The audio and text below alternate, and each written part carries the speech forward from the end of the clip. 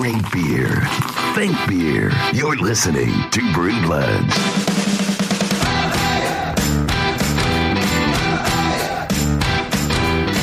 Herb is the healing of a nation. Alcohol is the destruction. That from noted reggae star, maybe the only reggae star, Bob Marley. I don't know about that. He's the biggest for sure. Who else is a reggae star? I don't know, Ziggy Marley? Yeah, but he's not he didn't have the acclaim that Bob had. No, I know. There's a lot of reggae stars that we don't know about, but he's one of the only ones that crosses over the entire culture, I would say. And I would say he's probably walking in his dad's shadow easily. Well, he is, yeah. All the Marley. Aren't there like 15,000 Marley There are kids? a lot of Marleys that have done a lot of hits. They can basically form their own nation. They pretty much could, yeah. Within Jamaica, they could form a sub-nation of Marley Town. If they wanted to. Yeah. Although Bob Marley got run out of Jamaica getting shot, so that's I don't know if they would want to. Now they embrace him. I guess he didn't shoot the sheriff in that That's true. case. He did not. Would you agree that herb is more healing than alcohol is more destructive? That's probably true, yeah. Alcohol definitely can lead to some wild mood swings, I guess. There's arguments to be made that herb can have some healing benefits. Sure. There's not really too many arguments that say beer has healing elements.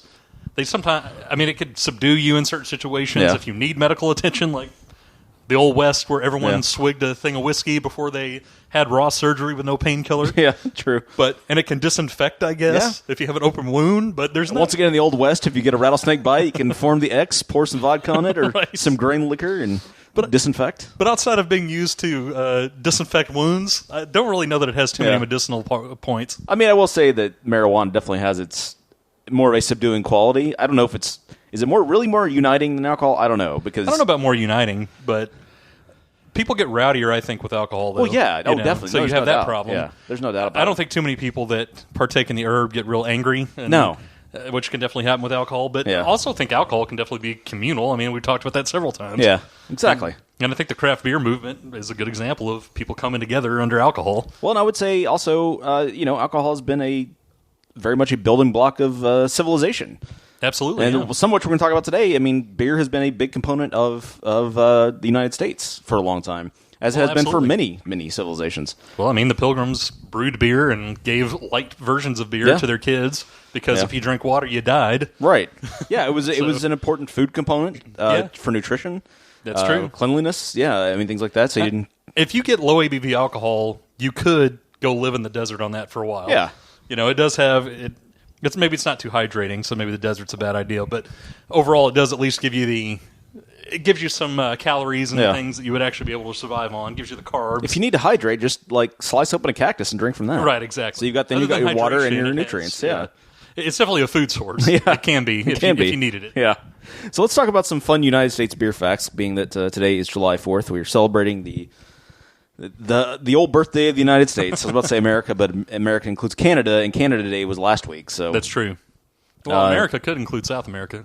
Yeah, but that's also South America is many countries, so we can't celebrate all their birthdays. That's what I'm saying. So saying America is pretty broad-based. I'm not going to list out all of their birthdays. Right. I don't get me wrong. I have them at the top of my head, like the tip of my tongue, all times. One of my main things in school. Can you just rattle off like three of them? Sure. Colombia is August the 32nd. Oh, okay. Yeah. That sounds legitimate. Alaska, December. Also not in South America. December 2nd. Yeah, fair enough.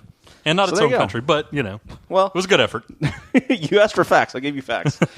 So this comes to us from the Beer Institute, which has been around for a long, long time. Speaking of them. Sounds very generic. Well, they're the National Trade Association for the American brewing industry. And they were founded way back in 1862, first as the U.S. Brewers Association. Every year they put out a list of top 10 fun facts about beer and America.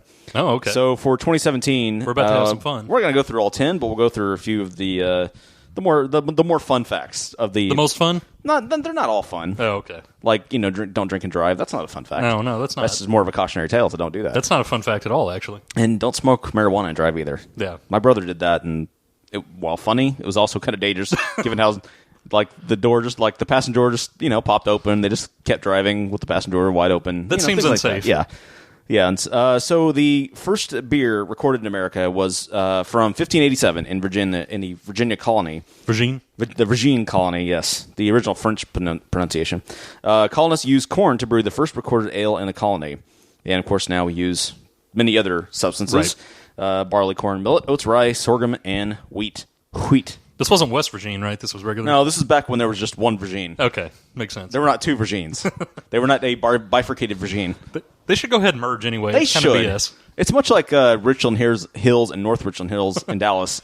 Richland Hills should just take back North. Or on a national scale, the Dakotas and the Carolinas just combine. What's the deal? Make one state out of each. What's the deal with that? I mean, honestly, if we combine Virgins, but combine the Dakotas, then we can let in Puerto Rico, maybe the Virgin Islands. We could maintain that even 50 stars. Or let in Guam, Virgin Islands, and Puerto Rico. Yeah. If we have all three of those merge in, there you go. All the other sectioned off states, then we would still have 50, like you said. Yeah, exactly. We can maintain. We don't have to change the flag at that point. Yeah, we have to change all of our. We can have the same flags. Our terrible national songs about 50 states and all that. No need to change anything. Yeah, let's just every time we combine a bifurcated state, right? We can add somebody else back. Nice use. Yeah, you like that? Yeah, that was a big word right there. We can take over France. We can take over Canada. We could, especially Canada. So the first shipment of beer arrived in the Virginia colony in 1607 from England. And, of course, we're still importing beer today. Beer has always been a job creator in the United States. In 1609, after that first beer shipment, help-wanted advertisements started appearing in London looking for people to ship over to Virginia to work in the breweries. That makes sense. And today, we employ over 2.2 million people just to make beer in the United States. Wow. I didn't know it was quite that high. Yeah, I didn't either.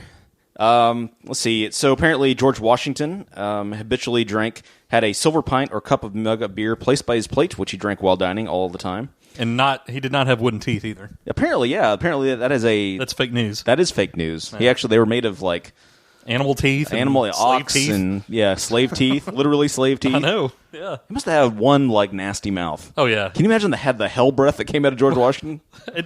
Did he get the right teeth in the right places, or did you have just like a bicuspid and like where a molar should be? He had one canine where one buck tooth should be. He just put whatever anywhere. The other one was an ox tooth. Right.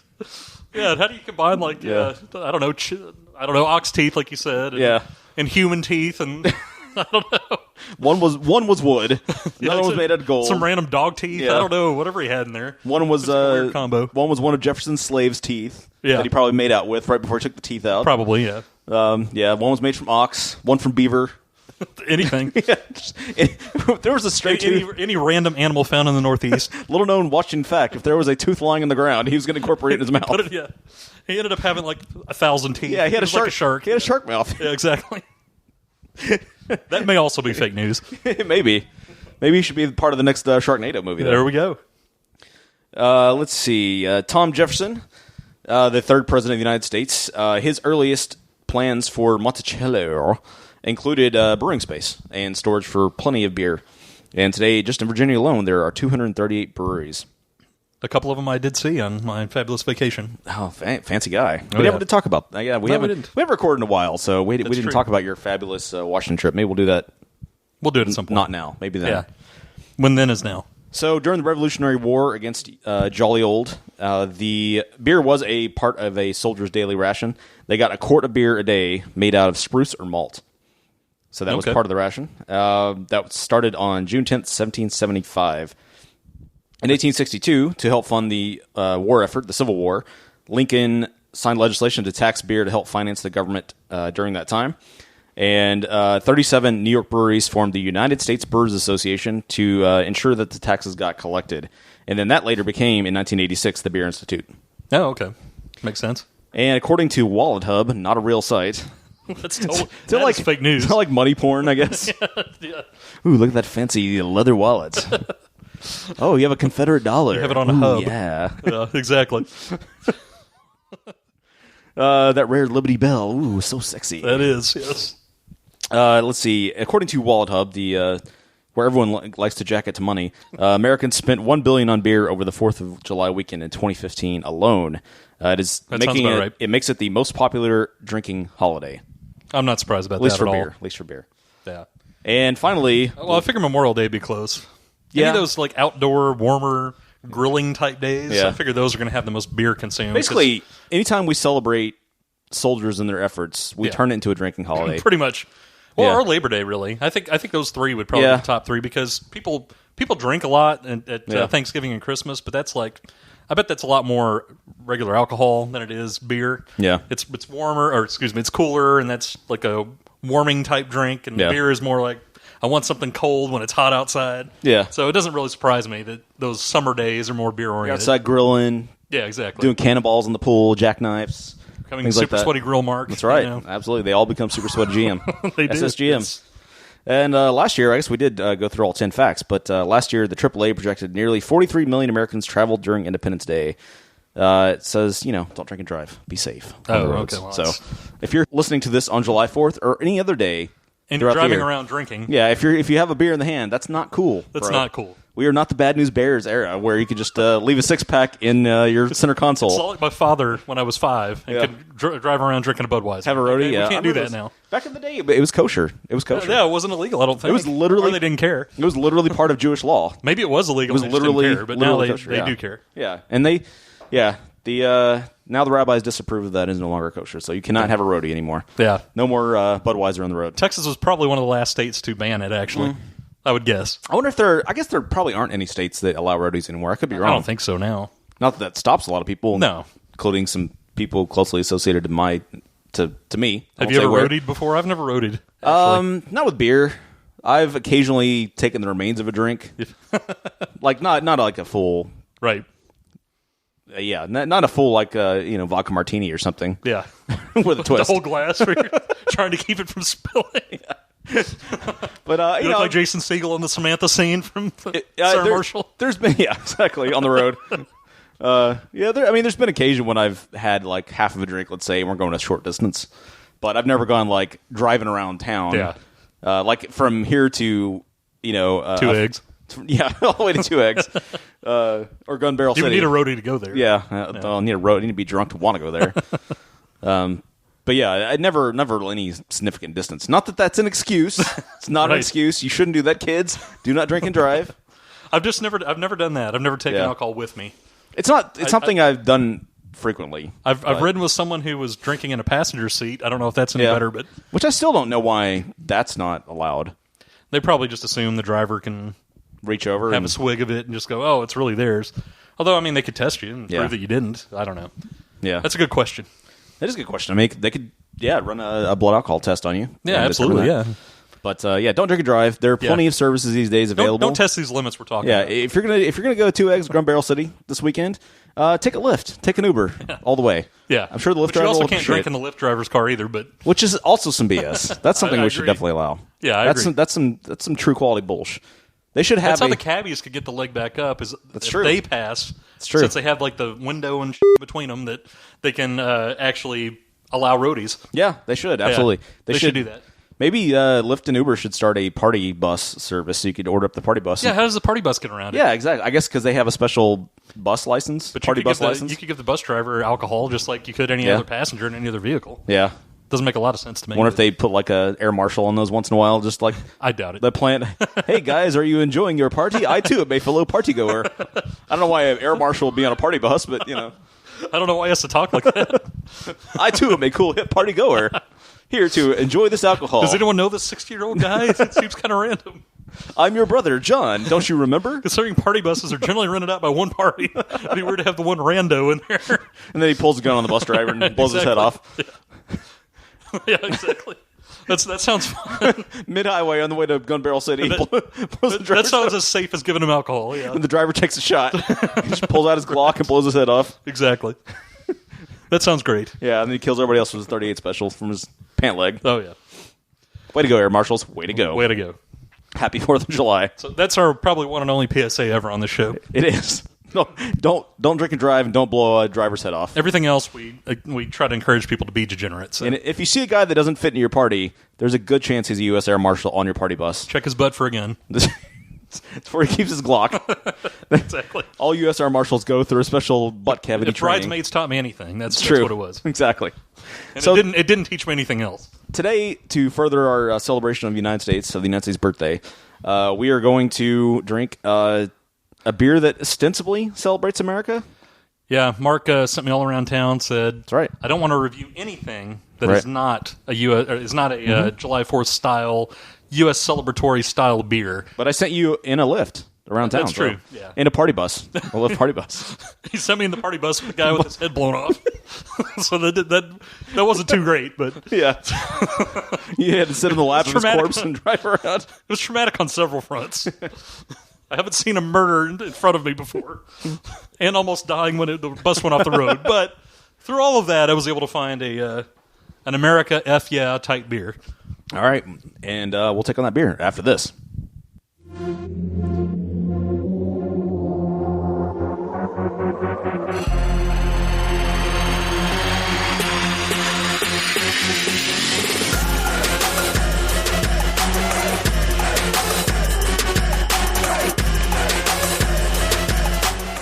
Hey guys, Josh here, just to let you know, to remind you, to get the word out, to put it in your brain, that no matter when you're listening to this podcast, Thursday is right around the corner. What's so significant about Thursday? Well, at Thursday at noon, you get to tune in and listen live to Liquid Lunch. Join myself and Catherine Contreras from She's Crafty Podcast as we join forces to bring you Texas's live midday craft beer show. It's the only one like it out there in the entire world. We're live. We take your calls at 713-678-0070. We have on the best guests in the craft beer world from the state of Texas and beyond, and it's just a fun time. You'll hear what you eating, what you drinking. We'll get the latest in news and craft beer goings-ons, promotions of all the latest happenings, and you can be a part of the show with us each and every Thursday at noon. LiquidLunchShow.com is where we're located. Also on our Facebook page and our YouTube channel, streaming live video and audio. Your choice. Come join the party. Kick off the weekend Thursday at noon. LiquidLunchShow.com. That's Liquid Lunch. We'll see you there. Hooray for beer!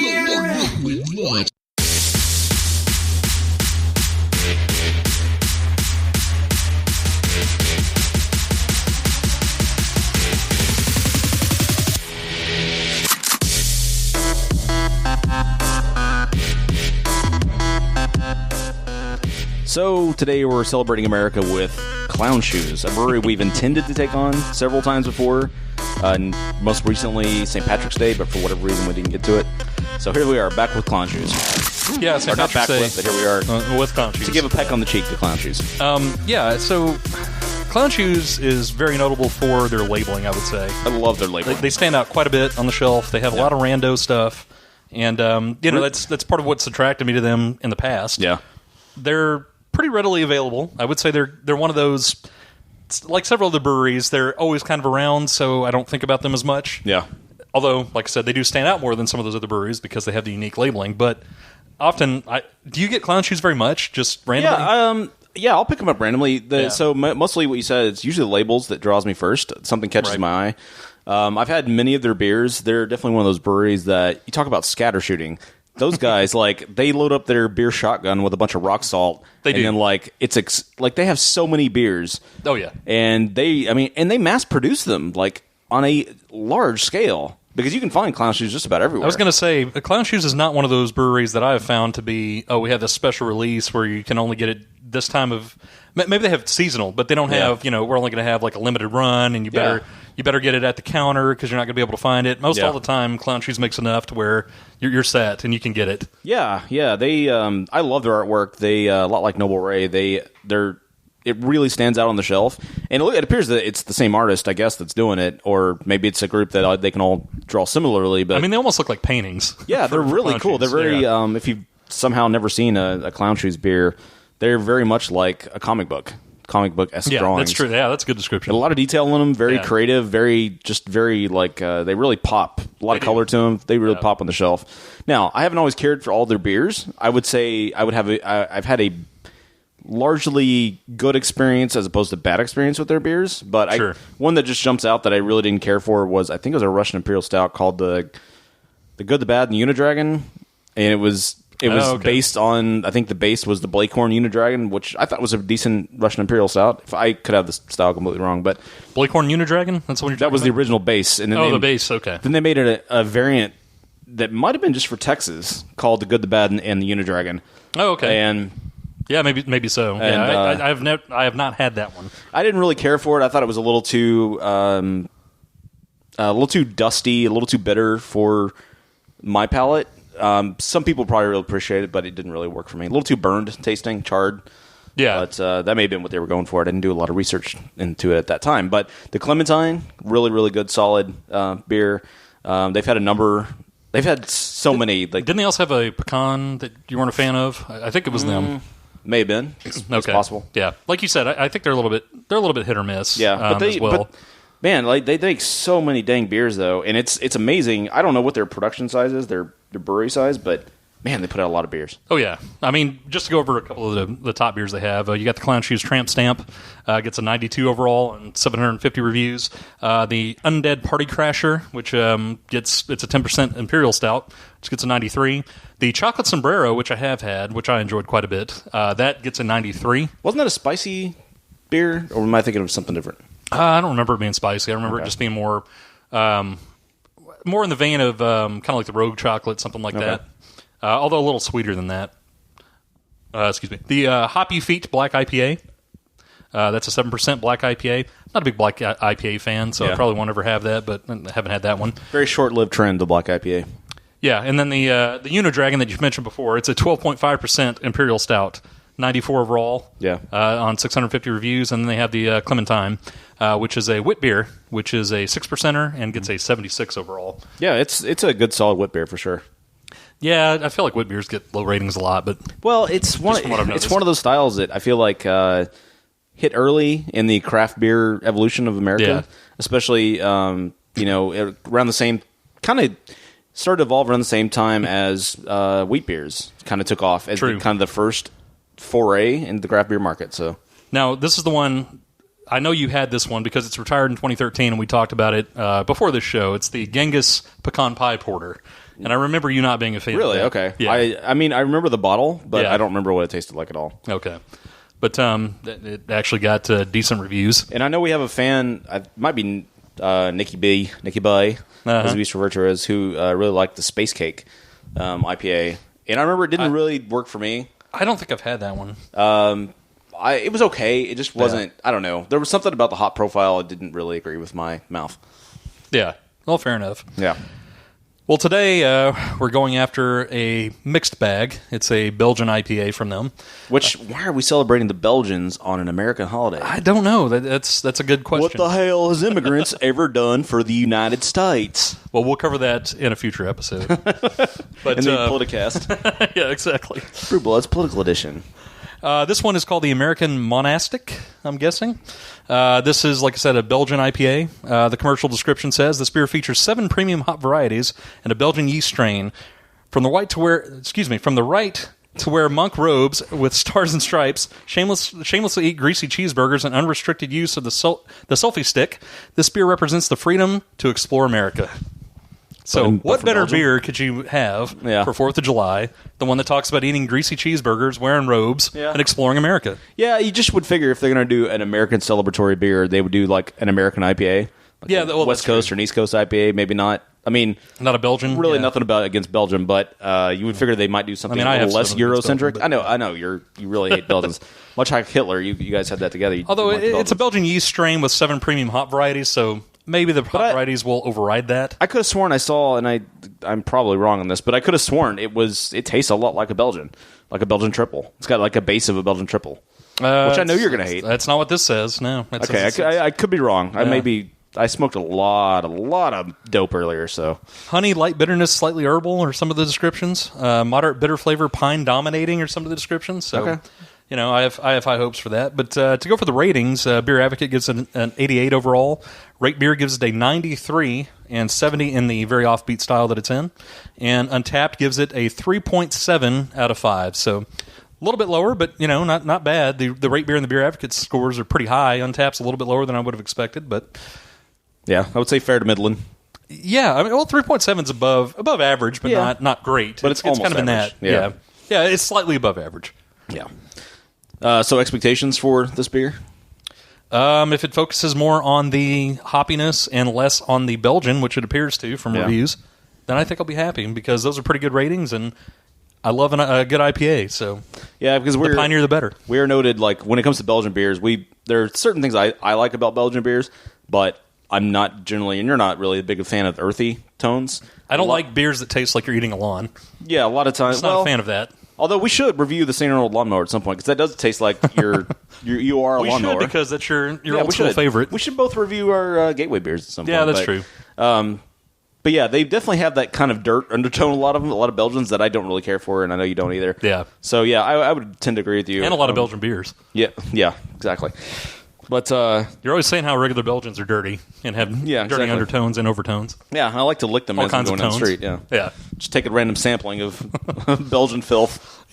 If you're Belgian, you run into Mark, watch out, because he just grabs you and slowly licks the side of your face. I lead with my tongue, anyways. In a really creepy way. Yeah.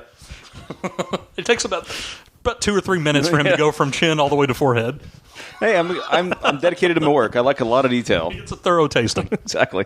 I also smell with my tongue like a lot of snake. So That's true. Yeah. He's tongue darting. He's tongue darting your face the whole way up. the entire way. It's really weird. It is weird. So yeah, I don't know. I'm expecting I think Clown Shoes generally makes some pretty good beers. I don't know if they've ever made legendary beers like we hear about, like your KBS's, your your Bourbon Counties, your things like that. I think Chocolate Sombrero is pretty noted, and Tramp Stamp's pretty noted. But Yeah, but are they legendary KBS? No. But like one of those you're standing in line for? no. Probably not. Pretty No. Clown Shoes is pretty ubiquitous. You can find them just about everywhere. With a decent stock, which is nice, but Yeah, I don't have a problem with that. I don't think they ever have a scarcity problem. So that's probably, I think whether it's artificial or not, they don't have that value that comes from a scarcity issue. I don't think now there may be stuff we don't get here that Sure. we're not aware of that could totally be there, but nothing that we get here readily available, I think, is just I think blow you're your right. pants off. Yeah, I think you're right. Yeah. So I'm expecting good things. I don't know if I'm expecting Mazel. a home run, but yes, mazel. So after this, after you learn about the history of Clown Shoes, we will get to the Belgian-style IPA. With the tasting Clown Shoes. Tasting Clown Shoes. Clown Shoes Brewery was founded by Greg Berman in 2009 and first brewed in Ipswich, Massachusetts at the Mercury Brewing Company. The name was originally submitted to Beer Advocate as part of a contest, but failed to make it into the top 5 finalists. This prompted Greg to create his own Clown Shoes beer through the use of contract brewing. Between Greg and his head brewer, Dan Lipke, Clown Shoes has continued to grow, expanding both their beer lineup and distribution, which now reaches 25 states. Though the contract brewing model has been successful for Clown Shoes, they're looking to create their own facility, including a taproom space. Clown Shoes' signature beers include the Barista, an 8.5% breakfast brown ale, the Space Cake, a 9% double IPA, the Undead Party Crasher, a 10.5% Imperial Stout, and the Blakehorn Unidragon, their 12.5% Russian Imperial Stout. The overall impression of a Belgian IPA is that it is an IPA with the fruitiness and spiciness derived from the use of Belgian yeast. The examples from Belgium tend to be lighter in color and more attenuated, similar to a triple that has been brewed with more hops. This beer has a more complex flavor profile and may be higher in alcohol than a typical IPA. Now, what is the ABV on this one? I was actually just trying to look that Oh, up. wow. It is 8.5, so Okay. it's not too bad. I mean, it's not bad, but yeah, probably it's higher than a single IPA typically is. Yeah, sure. Definitely- Yeah. That's more double IPA. Yeah. Or Imperial IPA. Yeah, it falls more into that category, but it's Yeah. not declared as such. Now, we should talk about the bottle because, again, we love Clown Shoes artwork here. It's very America F, yeah. It is. There's a person that, honestly, it looks like someone. It's obviously somebody covered in an American flag, but it almost looks like someone in a hijab. A little bit, yeah. You know, or maybe you're Rocky when your sweatsuit is made out of American flags. But I would say it looks more like a hijab. True. They appear to be standing in front of the reflecting pool in Washington D.C. Yep. In front of the, I guess that's the Lincoln Memorial in the background, and At the Lincoln, Washington, and the Capitol. yeah, and then the Capitol in the background on the left. There's a guy with a selfie stick, a guy eating with a trucker hat, eating a greasy cheeseburger. There's a dog. Yep. And I really can't tell what the person in the hijab is standing on, and there's somebody below them as well that's covered up by the text. Name. Yeah. But this is the American Monastic Belgian Style India Pale Ale. So what do you think of the artwork on that one? I think it's pretty cool. It's pretty diverse. It's I think it pops. pretty inclusive, and it definitely pops. And it has that comic book look. Yeah. Like you talked about how all their labels do, and this falls in that category for sure. So the appearance for a Belgian or a European IPA, I guess it's a Belgian IPA, light golden to amber in color, off-white head is moderate to large in size and has good retention. Clarity is fair to quite hazy in dry hopped examples. Head, good retention, I would say no. The clarity is not high, which is true. The whitehead that was there was as described, but it did not maintain. And we are drinking these out of IPA glasses, but yeah, it did not retain at all. Yeah. Definitely hazy. Definitely appears to be unfiltered, and it is a sort of a golden sunset color. Yeah, we're back inside in Mark's meeting room. Yeah. Was actually allowed back in his home, and this room actually has a lot of light. To where I don't know about things. a lot. I mean, we have a tradition In of this house comparison. of barely having any lighting, but In comparison to one flickering bulb that you had in compared the to the old office, this studio, is a little bit more. yes. But it's definitely unfiltered, and it has carbonation. There are bubbles sitting there at the bottom. Yeah, a lot of carbonation on this one, and lacing is quite thick, actually. Oh, yeah. Very Victoria's Secret. A lot of lace, a lot of early Madonna It is. days. It falls off kind of quickly, but it's thick It when it does. happens. It does. And who doesn't like them thick? And who doesn't like it falling off quickly? That's right.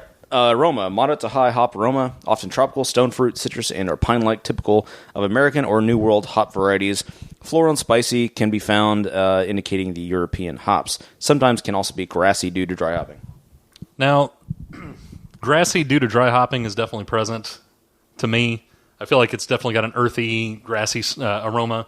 And then there's a bit of a pine on the back, but I think most of it is definitely grassy and earthy. You think? Yeah, definitely. I smell more fruit, like mango. Oh, man, that smells completely earthy to me. Man, I gotta disagree. It smells like mango. Well, mango. make a comparison. See if we have the same aroma. Is this like the KBS event? All over Hopefully not, but yeah, yours smells different. yeah, to me it smells grassy. Yours is more grassy than mine. Yeah. Mine's. Smell this one. All right. See if you get more like a mango smell. Yeah, yours has more of a That's- mango smell. that's on the really front end. weird. That's weird. That's very strange. Yeah. And we're drinking out of exact same beer, exact same glasses. They appear to be the same. I don't know if they're the same production batch or not, I don't know if it has any indication of that. I'm kind of curious. but that is interesting. How I would have. I mean, unless they had one that had been sitting and then they replenished. Yeah. These both came from the same shelf at the same time. So yeah, and there's no indication of batch they data. have in here, barcodes. That's it. But yeah. So Interesting we'll see to- how the tastes Yeah, reflect that. and I think I like the more mango heavier flavor aroma on this than I do the grassy. Me too. And the head on yours retained better than mine too, That's true. which is also strange. Maybe I have an old one. It's possible. We'll see. So flavor, mouthfeel, the most important things, should be moderately spicy and estery associated with Belgian yeast strains. Clove-like and peppery flavors are common, as well as banana, pear, and apple. And moderate flavors can be moderate to high in intensity. Mouthfeel should be medium to light and can vary due to carbonation level and adjunct use. So I'm getting a lot of malt and hop out of that. I'm getting a lot of malts. I'm getting a little bit of a grassy tone, a little bit of a grassy flavor to it, and just the slightest piney afternote. Yeah. Like aftertaste. But it's mostly malty, grassy, Yeah. and I would say that's the majority. Yeah, I would say for me, maybe we need to switch beers again. But Yeah. So I definitely get more of the earthy, spicy in the taste than did the aroma. The piney notes are definitely little happy little trees in the back of my mouth. To me, it's more fruit forward than it is earthy. Not In me. the back, I'm getting more of the earth tones and the happy little trees in the back. Let's do a swap. Because to me, that one's pretty earthy all the way through. I don't get much mango or fruity flavor at all. Completely different beer. Yeah, yours has a lot more mango to it. Mine is pretty earthy. Yeah, yours is earthy and more carbonated. Yeah. At least on the mouthfeel. Yeah. A lot more bubbles. Yeah. So I think we clearly have two different batches of beer here. One of these is aged more than the other, and I would guess it's yours is probably older. Absolutely, yeah. I mean, if the sweetness is receding, it's going to be mine. Yours is almost all earth, like what I would expect out of a Belgian. Right. Mine is definitely more tropical. Yeah, yours is more tropical, yeah. I wonder how far apart these are. That's a good question. But you would think, like, surely their batch dates, I mean, they can't be that far apart to age, I wouldn't think so. unless one's been sitting on the shelf for a year. Yeah.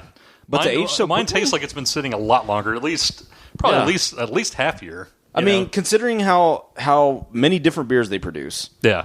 and they ship a lot of beer, Yeah. this is really confusing. I agree. Like I said, I went to our local small artisanal beer buying store, which is Total Wine. Total Wine. Of course. And they were both sitting there side by side, you know. Just kind of curious. Let's see if there's any indicator from the barcodes. No. Same barcode. I mean, I figured it would be, but I thought maybe they'd have something. Yeah. But yeah, no, they're the same, and everything looks the same. So that shows you, I mean, I would guess they probably had to be produced within the same month or two. Yeah, I would think so. So, I mean, IPAs I know are designed to fall off more quickly than other beers. They're not designed to age. But this is a remarkable difference in taste. Yeah, yours does have some of that sweet mango or some kind of citrusy up front. Yeah. With a little bit of earth tone, and then not much piney back. Mine is like eating a chunk of lawn with then stuffing your mouth full of pine trees. Yeah, this is really weird. This is more. This is, to me, this is what I'm drinking is a tropical IPA. Yeah, this is kind of what I want on a hot day is the one I'm holding. Right. Yeah. Yours, I mean, it reminds me more of like an East Coast IPA or more of a wintry IPA. It's more dank isn't the right word. It's definitely more grassy and earthy. I mean, it's close. It's almost dank. I bet if it aged a little bit longer, it would be. It's like a Captain Planet beer. It's like it's the Kwame of IPAs. It really is, which is not my favorite profile. I mean, nobody liked Kwame. Yeah, he was kind of he's spare. He was like the Jared from Silicon Valley, but of the Planeteers. But not as funny. But not as funny, right? Yeah. He didn't speak German in his sleep. Exactly. And he didn't have an uncle that messed with him, and he didn't F like Jared either. Exactly. Kwame had no game. That guy did not F. That's true. Link with the Captain of Heart. Now you know that guy F's. Oh yeah, of course. Link had it all. Wasn't that his name? The kid with heart. Yeah. I think you're right. Yeah, I haven't seen it in about 25 years, but I think you're right. I think that's right. I think it's Link. It wasn't Wheeler. Wheeler was fire. There was Russian chick that had water. Yeah. There was the Asian girl that. What did she have? Wind. I think so. I don't know. I don't remember. Anyways, the kid with the heart. That guy F's. Yeah. But Kwame. Sorry, LeVar Burton. No, Kwame didn't do nothing. Jordy didn't F, and Kwame didn't F. I'm sorry you're the guy that never F's. Neither did the guy who hosted Reading Rainbow. I was like, I don't think he pulled a lot of wool hosting Reading Rainbow. I don't think so. At least not. I don't think singing Butterfly in the Sky didn't really get the women going. Well, I don't think he sang that. Unless he has a really high singing voice. maybe that's what he led with, though. You never know. I'm the guy from Reading Rainbow, you know. Butterfly in the Sky. I don't even know it's Kunta Kinte. I don't think Kunta Kinte. I don't know that he got I don't know either.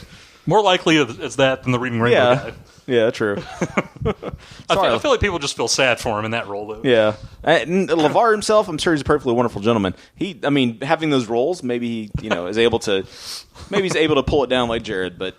Well, I mean, look at John Stamos. Uncle Jesse's not getting nothing, but as Stamos, he probably could. A wonderfully handsome man, that John Stamos. Exactly. He's like 65 now. I know. He's a good-looking older gentleman. Yes, him and Rob Lowe. But this has nothing to do with what we're drinking right now. That's fine. It's not the Hot Man podcast. It's the beer podcast. This guy F's podcast. Exactly. So anyway, all that to say, it's really weird. We got I picked up two beers on the same day, and they have such different flavors. Now, it is very reminiscent of the Prairie Day. It is. Do you think that there is a clown shoes mafia that's waiting to come after us? because we have two wildly different beers here. I hope not, because it's really not our fault. It's really the fault of Clown Shoes or the distributor. Maybe not even Clown Shoes. Maybe the distributor should be pulling stuff off the shelf. That's a good point. I mean, they could have had a hot truck or a hot facility in which it was stored that it didn't age properly. It wasn't kept properly conditioned. That's definitely possible. Or maybe when they restock, they should be pulling the old stuff off, and Total Wine's like, nah, it's fine. It's possible. Who knows? I don't know. Or not Total Wine, but whoever stocks the shelves. And IPAs are definitely the sensitive Susies of the beer. Oh, absolutely. They age quickly. Just look at our DFW beer group that complains that something's over like a month old. So yeah, I don't know. Did we ever talk about that? How Odell had a beer that was 3 months old and somebody was complaining about freshness? We talked about Bell's. That they not Odell, they supposedly sent us the old Two Hearted Ale. Yes, that was 3 months old. Yeah, we did have that discussion. But in any case, this is a tale of two cities again. It is, and I expect if there's a Clown Shoes Mafia, they're literally dressed like clowns. Yeah. Literally all dressed like Bozo the Clown. It'll be like the clowns that hid in the woods like a few months ago that everybody was afraid of. Or Pennywise from It. There you go. Yeah, so let's talk about, I guess we have to rate these two as two different beers then. We kind of do. I mean, they're significantly different. I mean, enough that if you were to taste these back to back blindly, you would think they were two different beers. You would think they were two different labels. Yeah, absolutely. You're like, oh, they added some fruit to that one. Yeah, and this one they didn't. It's more woodsy. Yeah, exactly. It's like you could maybe tell that it's maybe the same base. That's about it, though. But that's about it. There's zero fruit in mine. You can tell that they're both Belgian-y. Right. Both have those earthy tones, but flavor profile is way different. Yeah. So, ratings. You want to go first? Sure. I think of the two beers, I definitely prefer mine because it is less Belgian-y. It's less earthy. For the Fruity Frank? Yeah. Opposed to the Woodsy Wally or whatever. Absolutely. I definitely prefer Earthy more Edgar. of, when it comes to Belgian beers, I prefer more of the fruit brute of beers than Kwame. Kwame can go eat a D. Your beer is definitely way more grassy. Now, it may strike the note on the right day at the right time, but It's not grassy very and often. drying and all that stuff. It's grassy, it's drying. Mine is more mango.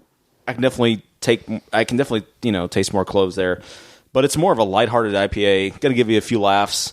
Going to quench your thirst. Ahs, yeah. Yeah, when when you've been buried up to your neck in sand and you manage to dig your way out and you're trekking across the desert, this is the beer you want in your hand. You don't want your beer. Maybe after you just mowed a lawn or something and you're Maybe. chilling out in the backyard, your beer would be good. Yeah, exactly. This Yeah. is more of a poolside beer. I know you have guys who do that Yeah. for you. But Your if you IPA did it- is more you're stuck in working at a Cinnabon in northeast United States in a very cold state, and you have to relax the day because you have a very lonely cabin. You've been set up by witness protection, and you have a really thin, wispy mustache, and that's what you're going to have. Is that I feel that like beverage? you're going back to your one-man apartment. Yeah. That has just like a radiator and it has Yeah. a bed that you pull out. It's one of those, whatever those beds are called that hide Yeah. away in the wall. Can't think of the name now, but you have one of those and you have it pretty much takes up the whole Right. apartment when you pull the bed down. It's a Pullman bed. Yeah, exactly. A Bill Pullman bed. You don't have a real stove. Yeah. All you have is a hot plate. Yeah, exactly. Yeah, That's just a the hot beer. plate. That's the beer you're drinking. You're right crawling there. around on the ground and you have to cook your beans and pork or whatever on the hot plate. Exactly. Which you can't have the hot plate going when you have the bed down. So, Yeah. Yeah, exactly. I'm guessing the beer I'm drinking right now, the Monastic Belgian IPA, is the American Monastic, is probably more in line with what they were expecting. I think so too. So of the two beers, I'm definitely going to rate mine higher. It's a really good beer. It doesn't blow me scared up, but it's a good, fine IPA and better than I would expect it from a Belgian. So I'm going to give that one 3.75 out of 5. Your beer was not at all what I expected, and way too grassy, way too earthy. So I'm giving that one a 3 out of 5 because it didn't. Remarkable difference here between the two beers. Yeah, so for me, it's not too different of a story. I kind of think that the one that you had is the one that they expected. It has a full range of flavors. It has the fruity flavor. It has a little bit of a fruity aroma. It has the earthy tones, of course, because it's Belgian-based. You're going to have some of that.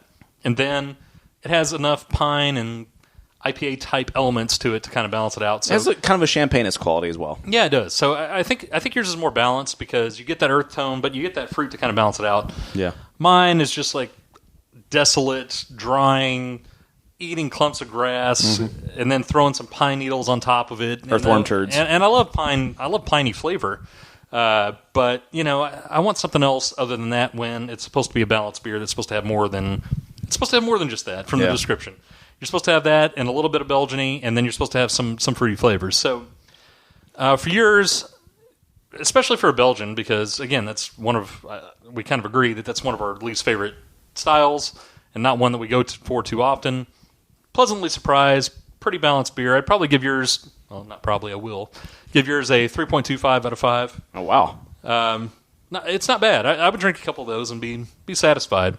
The one I got, it's everything I hate about Belgian beers, and it almost just ruins what could be a decent IPA by having so much Belgian note added to it, which of course that's what they're trying to do here, but I think if you took the IPA base out of this, made it a separate beer, I'd probably think that's fine. Yeah. But adding the Belgian note, it's just adding something nasty to something that could be fine. Right. So to me, mine is really disappointing and drying and nasty and just not my style at all. So even in the realm of Belgians, it's more disappointing because I didn't expect it to be quite like this. Right.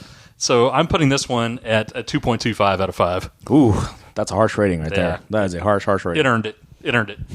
Get the old ones off the shelves. Old hard-hitting If it's Dustin, not yeah. supposed to be there, get rid of it. Pay attention to your IPAs. Absolutely. Which is why every brewery should have a brewed on date. Absolutely, yes. There's a few breweries that do that, and I think that should be. I agree. I think the Craft Beer Association, whatever they're called, I can't think of their name right now. the guys that just introduced the specific logo for independent craft brewers, Which they should make I think that is an interesting add-on. Yeah, which we didn't talk about, but they should definitely make that as mandatory as part of their license agreements. You have to give a brewed on date for accuracy. I mean, Yeah, that makes sense. It wouldn't require that much more to No, it wouldn't. to a label. But No, it really wouldn't. that is neither here nor is it there. It's really nothing we can do either.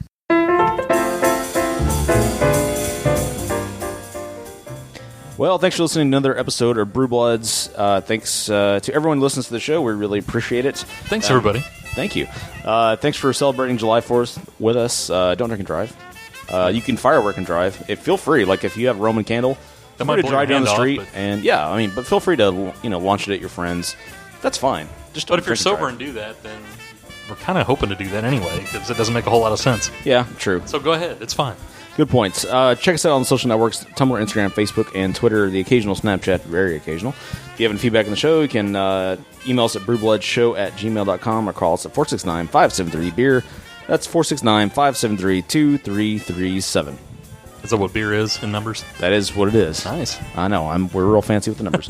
Glad you're just now figuring that out 105 episodes in. I'm just now asking the question. What? All right. For Dustin and Mark. For Mark, I'm Dustin Probst. Probes.